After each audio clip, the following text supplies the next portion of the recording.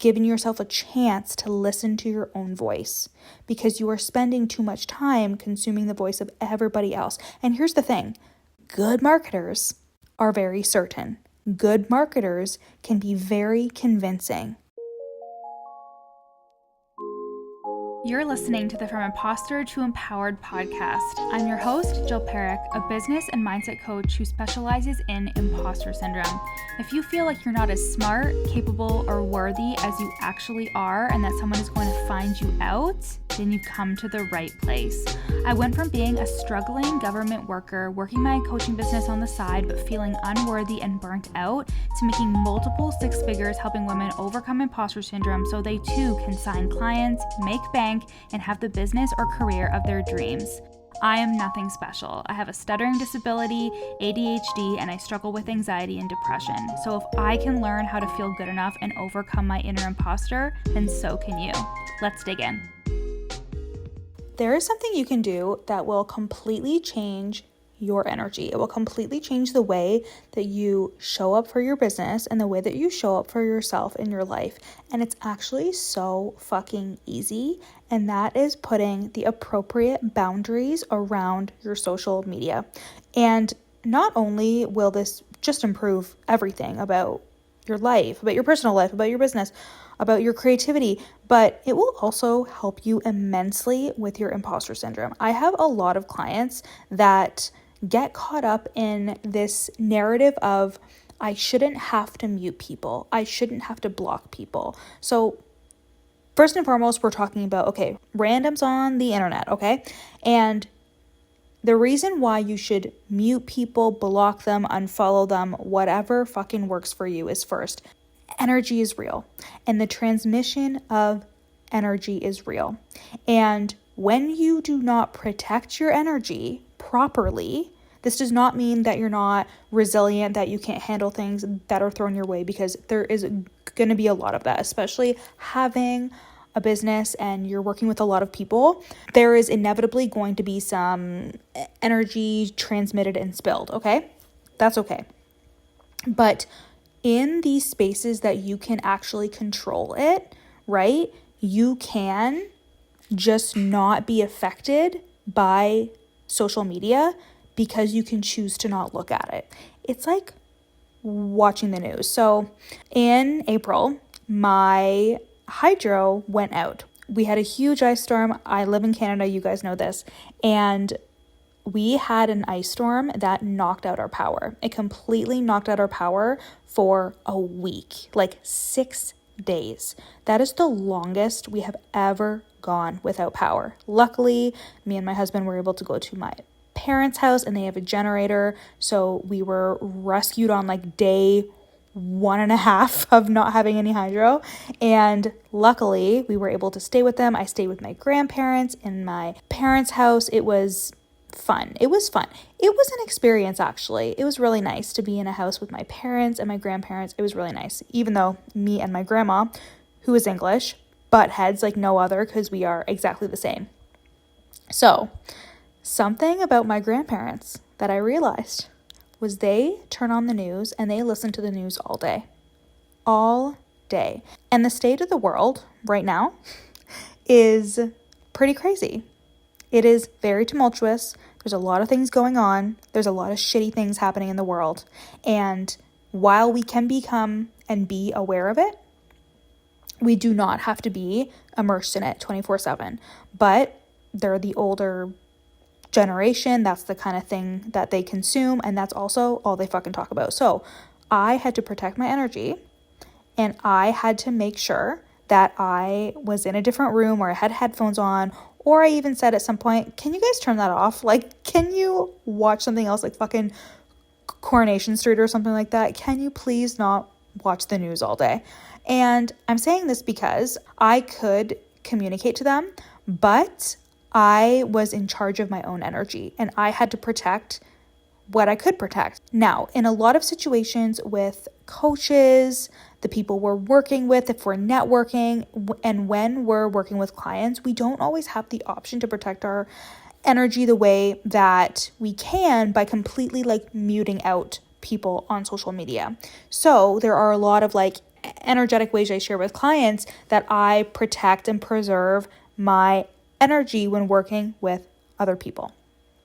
But again, when it's working with clients and with other people, these things are sometimes unavoidable and things are going to come up that we have to be resilient to. But your social media is something that is sacred. Your social media is your home. Your social media is your place where you can go and be completely yourself, sell your programs, and be fully fucking you. And you do not realize how this is activating your imposter syndrome when you allow yourself to scroll, when you allow yourself to go over to the explore page. And I have done this many times before. Go over to the explore page and see what that 7-figure coach is saying, to see what this coach is saying. There is so much fucking noise online, you guys. There is so much noise. And when you are consumed in the noise, you cannot hear your own voice. You cannot hear your own intuition screaming at you. And if you are struggling with imposter syndrome and comparison, here is something that you need to hear from me, okay? You are more creative than you give yourself credit for. You have more ideas than you even realize. But you tell yourself that you're actually not, but it's because you've never given yourself a chance to be creative or given yourself a chance to listen to your own voice because you are spending too much time consuming the voice of everybody else. And here's the thing, good marketers are very certain. Good marketers can be very convincing. And not to say if you're looking to hire somebody and you're genuinely like looking for support, that it's not important to go and see their content, see the type of shit that they're talking about. I think that there really is a time and a place to consume somebody else's content. But you have to be cognizant of it for yourself. When you are venturing into the territory of, oh, I should talk about this or I should do that. Oh, because she said it, now I can say it too. Oof, that's a big one. Thinking that you can't say the thing that you really believe or the thing that you really think, but then you see somebody who's making more than you and she said it and you're like, fuck, I had that thought first. I literally had that thought first and I should have posted it, right? You will find yourself unconsciously copying other people and unconsciously telling yourself, I'm not good enough, I'm not creative, I don't know what I'm talking about, when you do not set appropriate social media boundaries with yourself and with other people. Now, the other side of things too is what happens when there's people like our family or friends or people that you don't necessarily want to see your shit. It feels vulnerable. It feels like, oh my God, like they're going to see that I'm talking about like my offers and like being confident, talking about my wins, talking about money, right? This can feel very confronting. It can feel very vulnerable. It can feel very weird. And I hear that. And you want to know what I have to say about that? And I don't give a fuck about it? Block them. Hide them. Do whatever you need to do. But if you're literally holding yourself back and not saying the things that you want to say because you're in your ego and you think, I shouldn't have to mute them, I shouldn't have to block them, like shut the fuck up. What are you here to do? You are here to make an impact with your words, with your energy, with who you are. And you're literally allowing your friend from high school or somebody from high school who isn't even your friend now and they just like stumbled upon your shit, right?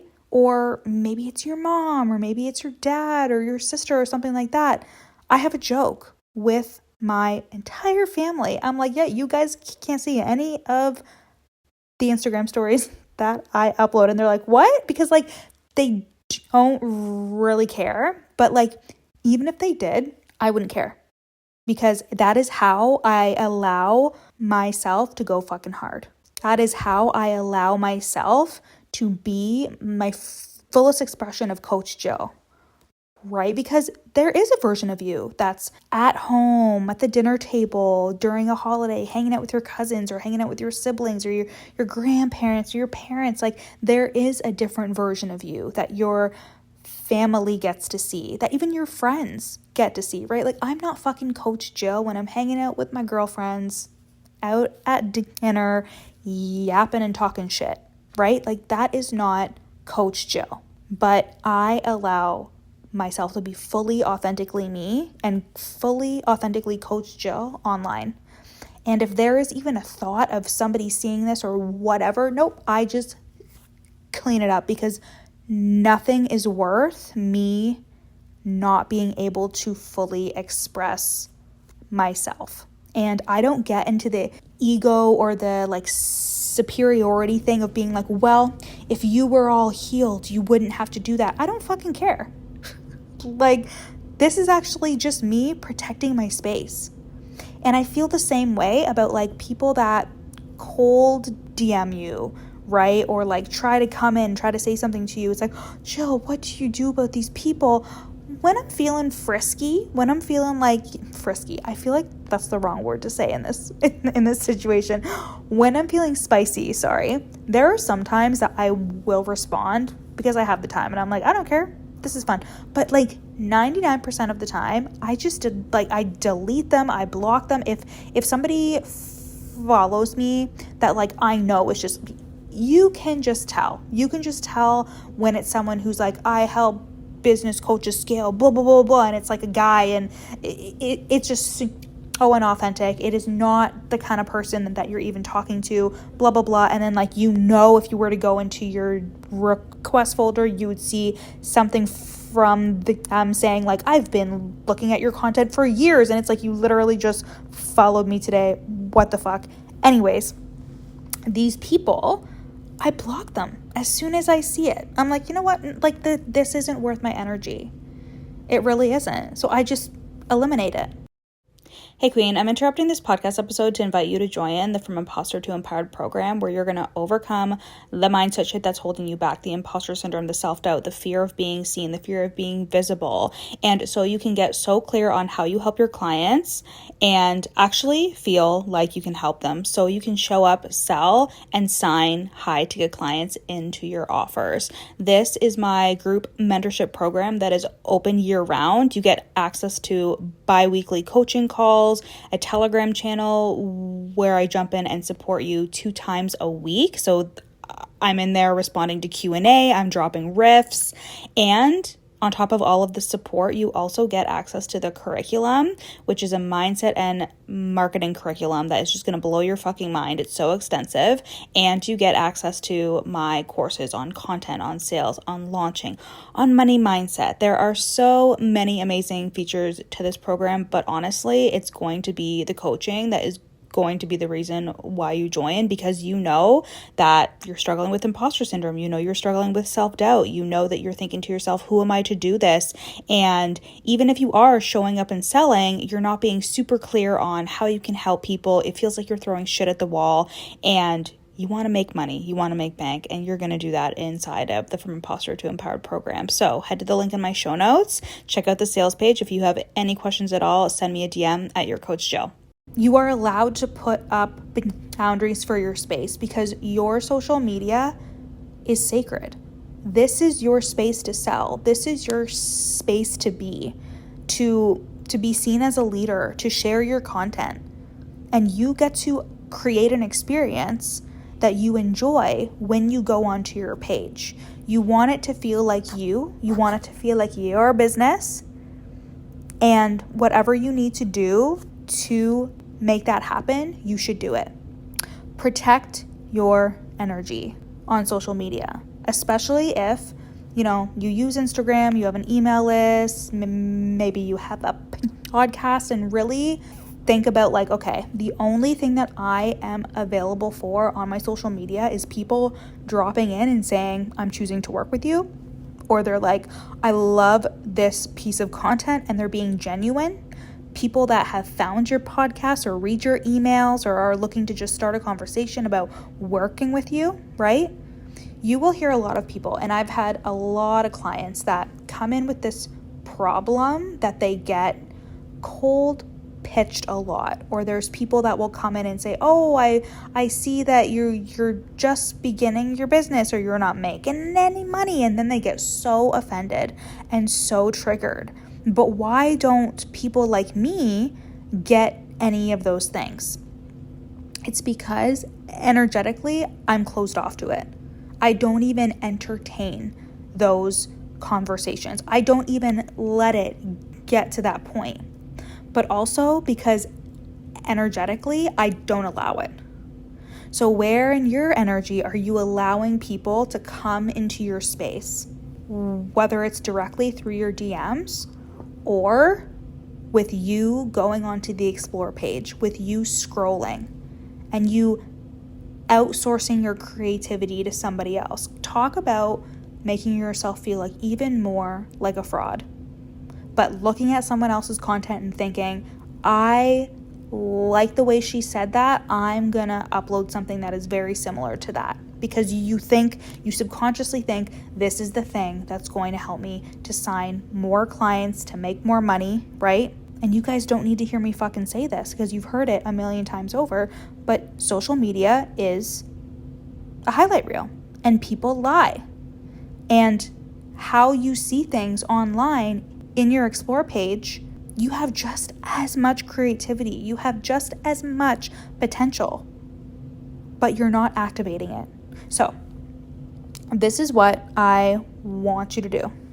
Instead of scrolling, going onto the explore page, I want you to instead take that as a cue, because if you have the time to scroll, if you have the time to look at the explore page, whatever, you have the time to queue up a training from your coach.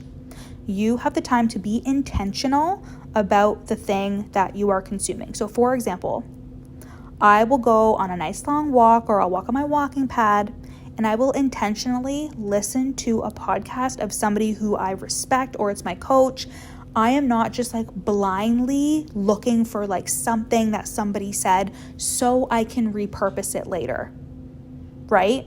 That's not why I am reading stuff. That's not why I'm listening to stuff.